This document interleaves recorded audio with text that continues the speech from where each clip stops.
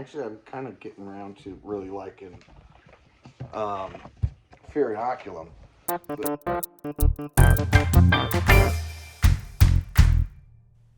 Howdy, howdy, howdy. Welcome to a Thursday Collection Connection, where we're playing that game. It's just an excuse to talk about records. It's a new year, 2023. If you're watching it when it came out, Happy New Year. Otherwise, this is a game that I play with my brother, Plastic Eric, from the Plastic Soundwave Cult channel. We go back and forth. I post every Thursday. He posts every Monday. And we each talk about an album, find a connection to said album um, in our own collections, and volley back and forth. Been doing so for about 2 years now. So in Eric's last video, he talked about Tool, Lateralis. I'm not a Tool guy, but I listened to the album. It was long, but it's not bad. Musically, it's not bad. I'm never a big fan of kind of the throaty singing, but I kind of just let it play, so I wasn't really following track by track, but I was aware of the title track when it played. And within a track or two after that, there was another kind of long song, and I like it when it's sort of in that hypnotic loop, and his voice is a little more down, sort of in a more of a speaking range than in a hollering range. A metal vocalist, heavy metal vocalist range.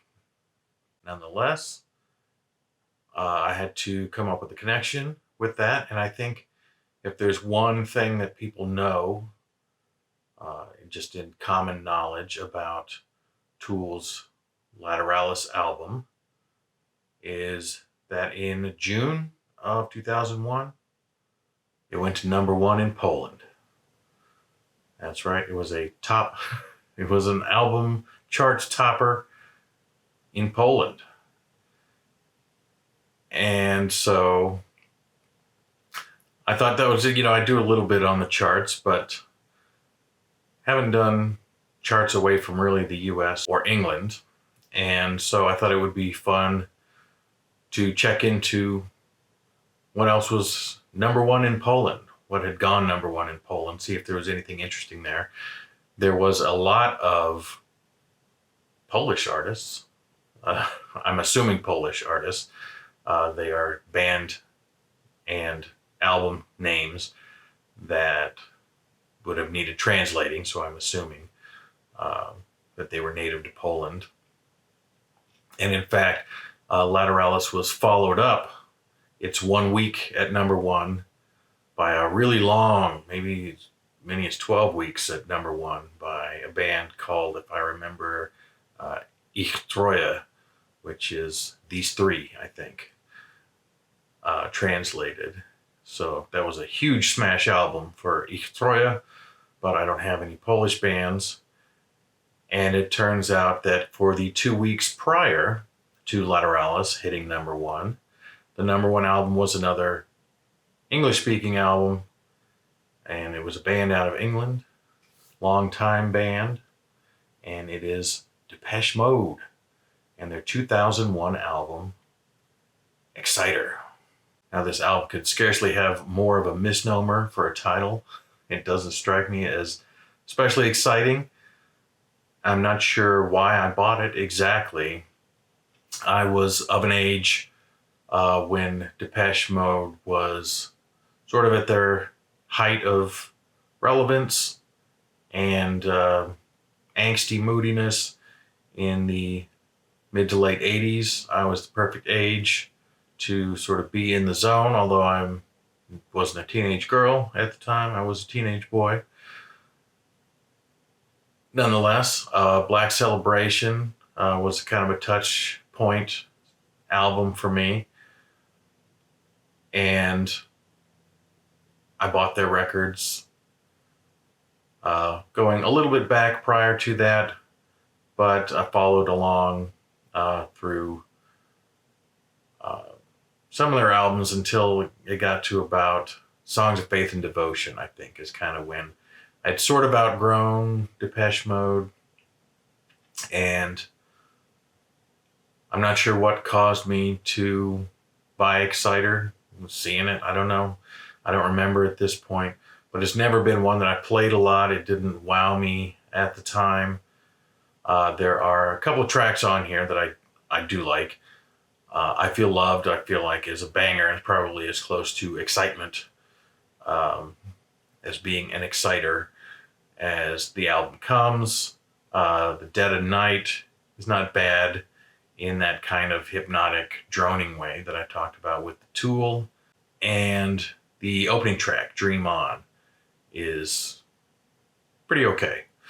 Beyond that, it's a lot of, feels like more texture, mood, atmosphere than it is songs. I feel like at some point Martin Gore, the primary songwriter, in a quest perhaps for respect or something, felt like, I guess synth pop is perceived as such a light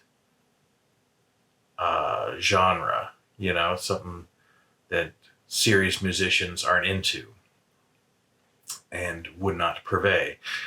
But in pursuit of respectability,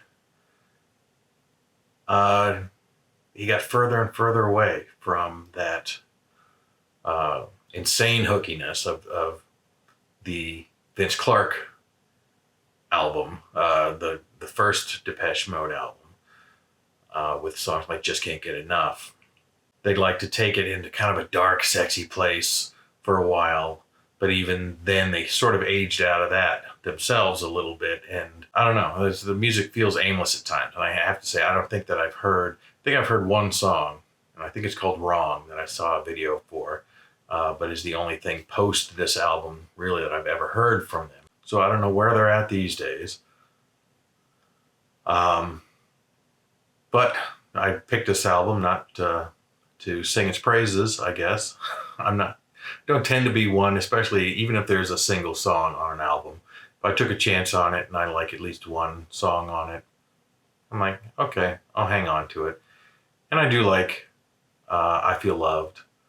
But beyond that, I threw that onto a playlist someplace and I haven't busted out this album to listen to in years and years. So listening to it in the last couple of days just kind of reminded me that, it's kind of dull.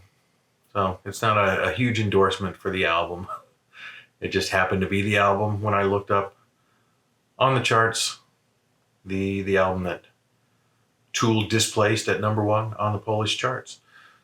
And so yeah, there you go. Depeche Mode. They got some great earlier stuff. It's on the shelf behind me.